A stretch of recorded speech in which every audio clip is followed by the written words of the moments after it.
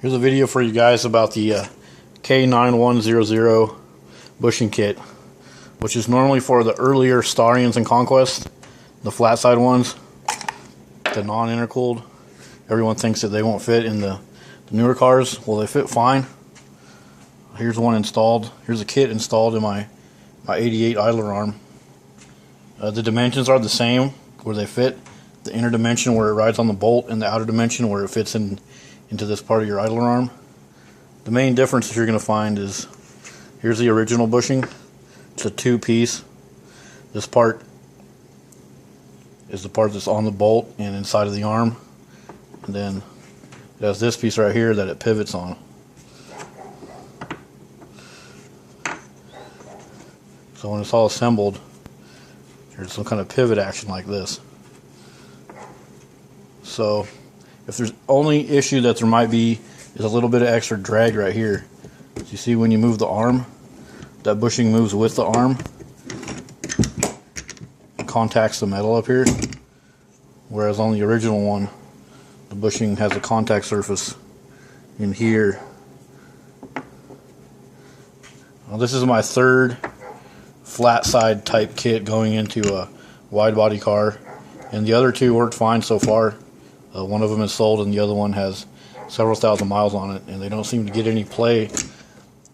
The only problem I would suspect is here where the contact is. They might get a little play, like if that bushing was to wear or get squashed somehow from that extra friction going on there. But so far I haven't had any issues. The kit comes with these two bushings. They fit really nice and tight when you put this back together. You really have to squish them in there to get them in between these two dimensions from here and here. So there it is.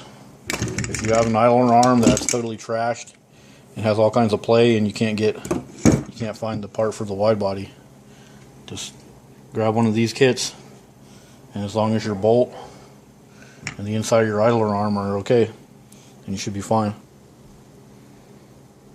I popped this thing back apart so you guys can see what's going on. That's the surface that ends up riding on.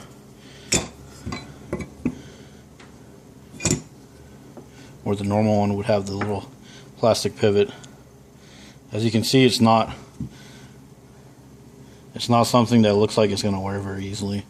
And it has these little lips, so you could take and put some really nice silicone grease in there.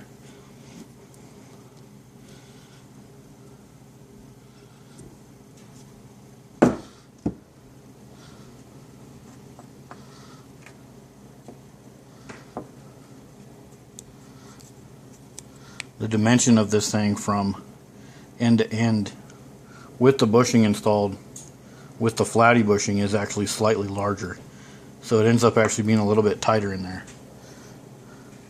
So for instance, if this part was worn in here or on here, you would also get play. So while this design is pretty cool, it's really not the perfect setup, and these flatty ones will work fine. Just this part right here will rub on this inner surface.